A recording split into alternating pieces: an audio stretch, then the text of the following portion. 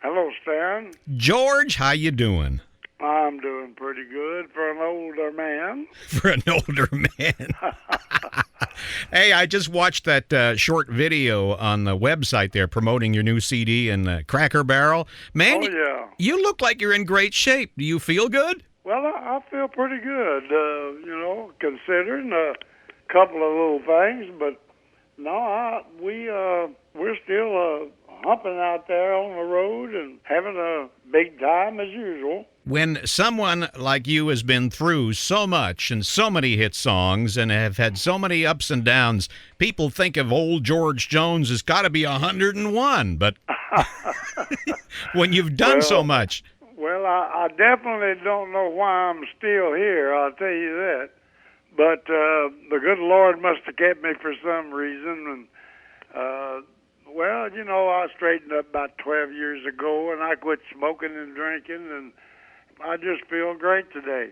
yeah, if drinking don't kill me, or memory will, right? Yeah, that was them old sad drinking days. Yeah. Do you think that the kind of life you were living back then really added a little extra emotion to some of those songs? I definitely think so. I think that was the type of songs, though, I really love to sing. But by doing them, it even made myself sadder. And you'd really get lost in a dungeon there if you didn't watch out, and which I did a few times. Well, there's no doubt in my mind and in the mind of most country fans that He Stopped Loving Her Today was probably the greatest country song ever recorded. Now, when you recorded that, I mean, you were probably at your lowest point then. Do you think that had something to do with that being as big a hit as it was? I think so, and that's one reason I was at my lowest point, and that's one reason I carried the song almost a year before we went in and recorded it, because I had to get myself in better shape, so to speak. But anyhow, it stayed on my mind every day, and I knew there was something there, but I thought it was just too sad. Well, it was the right kind of sad. Well, it sure put a hush on my mouth, I'll tell you. Did you feel like after, let's say, as soon as you finished mixing the song or finished doing the vocals in the song, did you think that maybe, man, we got something really special here? Or did it take a long time to really come to that realization? Well, carrying the song and it on your mind every day for almost a year, I knew there was something there, even if it was just pointing fingers at me or something. But when a song stays on your mind like that every day, there's got to be something to it. And normally you would admit that, well, I got a hit because this thing won't go away. But I didn't really realize it till we put it down in the studio. And when it played back, my Lord, it made tears come in my eyes. And I said, well, it's just too sad. I told Billy Sherrill, my producer, I said, Billy, it's just too sad. Well, he said, trust me. And I said, well, I'll bet you $100 and I can't lose either way. Well, I remember the first time I heard it, and it definitely brought tears to my eyes. And even today, when I go to play it, my wife is from South America. She had never heard the song until about 3 or 4 years ago, and I played that song for her, and it brought tears to her eyes. It still does it. Well, it certainly does, especially to the ones that, unfortunately, this has happened to in their life. And that's what I love about real country music, is because it does tell the stories of the things that happen in real life. It really touches people where they live, Well, sure it does. I mean, it gets right inside of you. You have some pretty strong opinions about country music today, don't you? Oh, I don't have real strong ones. I'm just not into what's happening now. You know me, I'm traditional country, and they can call this stuff today country if they want to, but I think they're using it as a stepping stone because they can't use no other title. They can't find one. And what astonishes me is they use the name country music, and it's definitely not what the real country music was or is.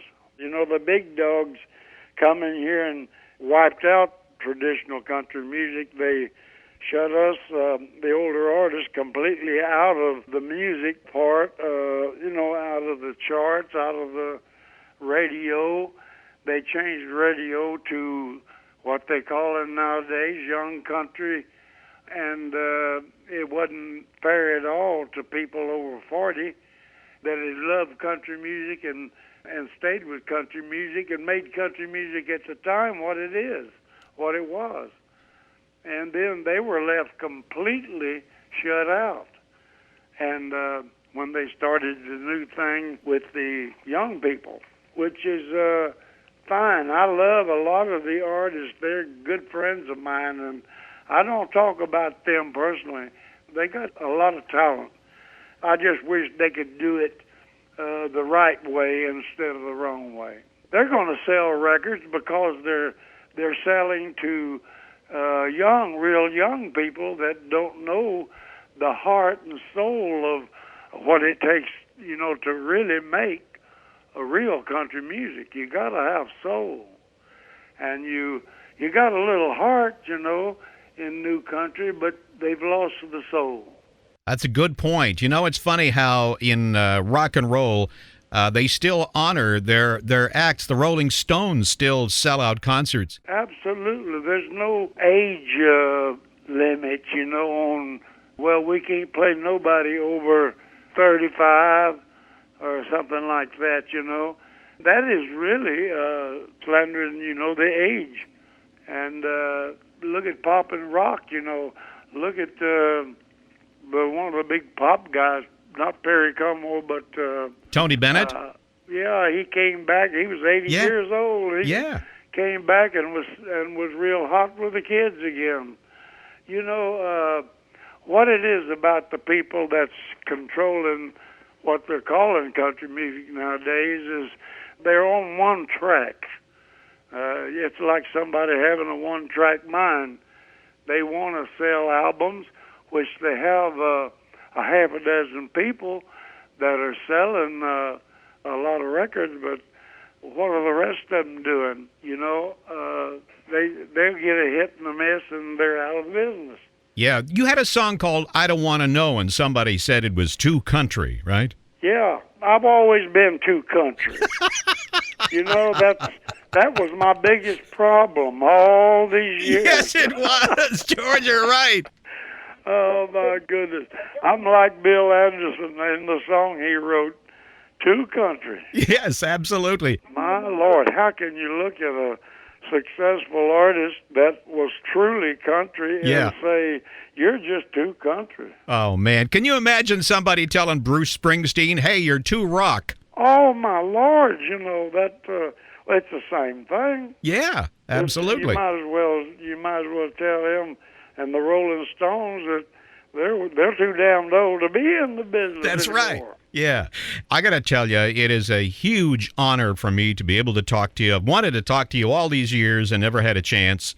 And Stan, I'm liable to pop up anywhere. I don't know why it took so long, but doggone it, thank God we made it.